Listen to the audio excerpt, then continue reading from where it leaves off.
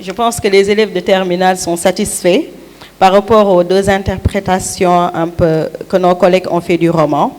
Monsieur Thiam s'est plus appesanti sur les fonctions du roman et Madame Dior plus sur les aspects du roman. Pour vous dire simplement qu'avec le roman, on a ce qu'on appelle les fonctions et on vous a listé les différentes fonctions que peuvent avoir un roman.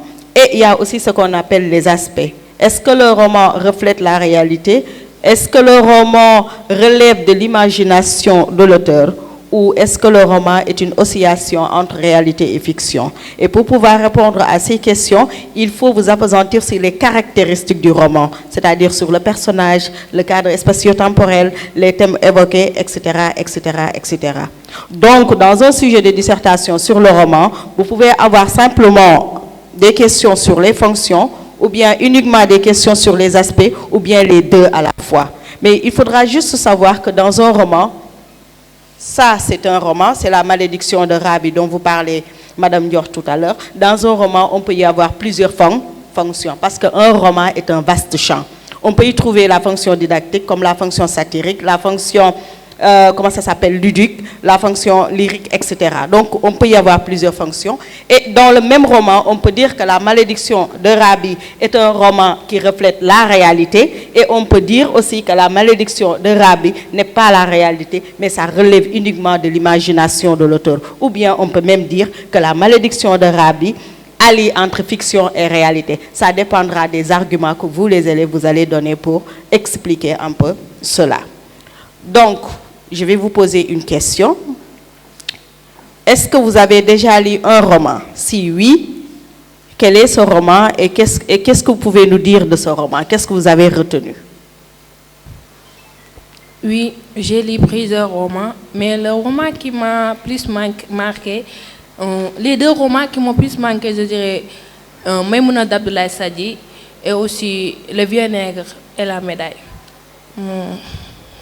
Je peux parler du Vieux Nègre ou Maïmouna d'Abdoulaye? Ça dépendra de toi. D'accord, je vais parler de Maïmouna d'Abdoulaye Sadji. Comme par exemple, Maïmouna, c'était une jeune fille. L'histoire commence ici à Louga, à Marbat. Maïmouna vivait avec sa mère, Yaye Daro, aussi la voisine de sa mère, Yaye Raki. Yaye Raki et Maïmouna était attachante avec sa mère. Toujours sa grande sœur Rihanna, qui était au Dakar, voulait toujours que Maïmouna vienne à Dakar avec elle, vivre avec elle. À chaque fois, ce temps-là, il n'y avait pas de téléphone. Et on envoyait des lettres. Et à chaque fois qu'elle envoyait une lettre à sa mère, elle lui disait de laisser Maïmouna venir avec elle à Dakar. Mais sa mère était réticente. Et Maïmouna ne voulait pas aussi aller à Dakar. Mais au fil des temps, avec l'âge de la puberté et tout, quelques temps après, Maïmouna a commencé à faire des crises. Tout ça a embêté sa mère pour qu'elle la laisse aller à Dakar. Elle est même tombée malade pour juste aller à Dakar. Et comme toute Sénégalaise, sa mère allait consulter le marabout. Je pense que c'est Serigne Thierno. Pour savoir prédire l'avenir, comme on le fait tous au Sénégal. Le marabout lui a donné un talisman et il lui a dit de faire attention, il va arriver un malheur à Maïmouna ou à Rihanna. Après, Maïmouna est allée à Dakar avec le train et tout ça, accompagnée de Yara qui est sa mère. Après qu'elle est allée à Dakar, c'est sa grande sœur Rihanna. Maïmouna était une fille très belle, charmante et tout.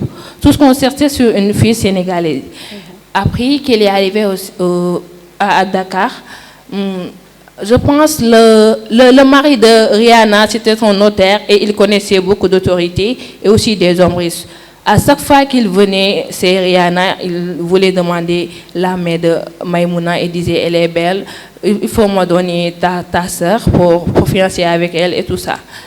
Après, je devais souligner une chose très importante. Quand Maïmouna est arrivée à Dakar, la première chose que sa grande sœur a fait, c'est de changer sa garde-robe. Se changer sa garde-robe et le démystifier de sa culture qu'elle avait à Louga. Et qui est une culture occidentale comme il y avait à Dakar. Et au fil du temps, Maïmouna sortait et tout, et elle a rencontré un jeune garçon qui s'appelait Doudou. Après, et aussi, dans ces romans, je peux aussi que dans les thèmes, la jalousie, par exemple, Yacine, elle était l'amie de Rihanna. Elle n'était pas l'amie de Rihanna, mais Rihanna l'a considérée comme sa meilleure amie parce qu'elle est la responsable de la maison, celle qui gérait tous. C'était une servante, mais c'est elle la responsable, c'est elle qui gérait tous. Après, elle est jalouse parce que quand Maïmouna est arrivée, Rihanna l'a délaissée parce qu'il y avait sa soeur, elle parlait tout. Pour se venger, Yacine Dimoès a empoisonné l'esprit de Maïmouna et lui a dit de fréquenter Doudou, même si Maïmouna était aussi amoureuse de Doudou.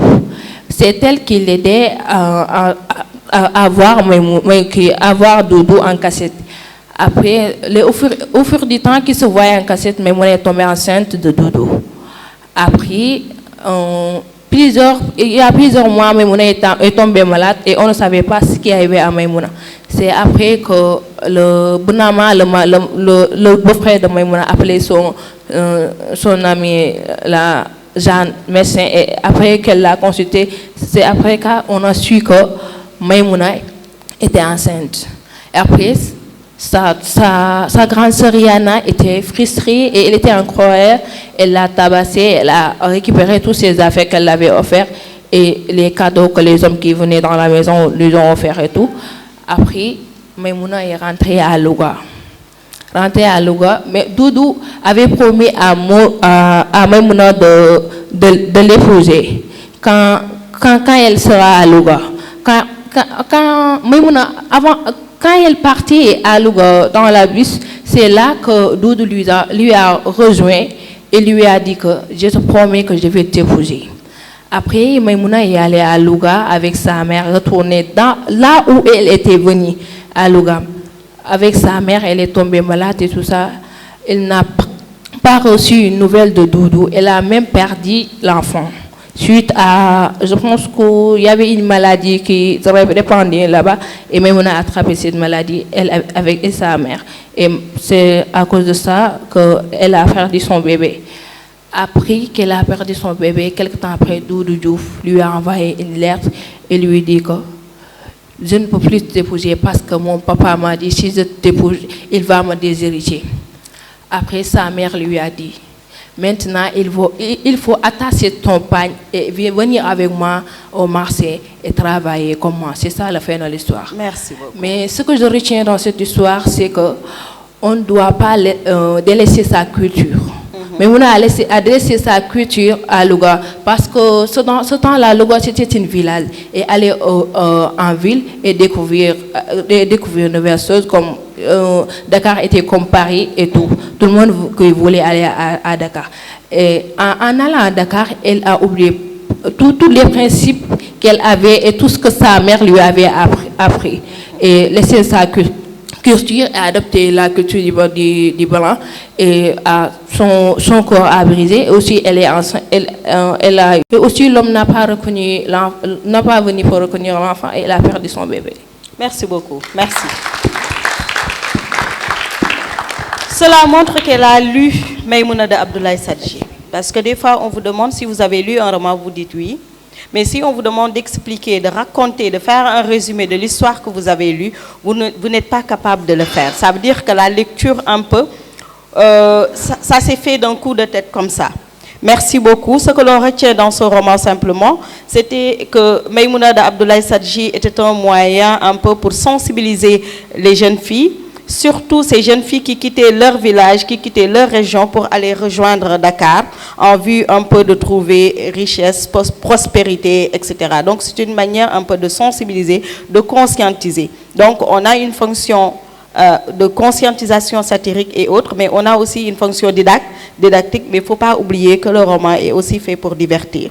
Maintenant, on avait préparé autre chose, mais le temps ne va pas nous le permettre. On va parler directement de la poésie, qui est un autre genre littéraire que nous rencontrons un peu au niveau des écoles. Donc la poésie est différente du roman dans le sens où le roman, c'est une histoire qui est narrée, c'est une histoire qui est racontée. Alors que la poésie, ce sont des mots que l'on utilise pour former ce qu'on appelle un poème. Un poème avec les caractéristiques comme produire des vers, des rimes, avec des strophes et autres. Donc, M. Thiam va revenir un peu sur la poésie et les fonctions. Et vous allez voir que les fonctions de la poésie, c'est à peu près la même chose avec les fonctions du roman. Et Mme Dior va compléter. Merci, Mme Segla. Effectivement, la poésie, à la différence du roman, est un genre littéraire qui se caractérise par le langage. Donc, dans sa définition la plus simple, il faut retenir que la poésie est un art du langage. Alors, pour faire de la poésie, le poète est obligé de s'appuyer sur une matière première que l'on appelle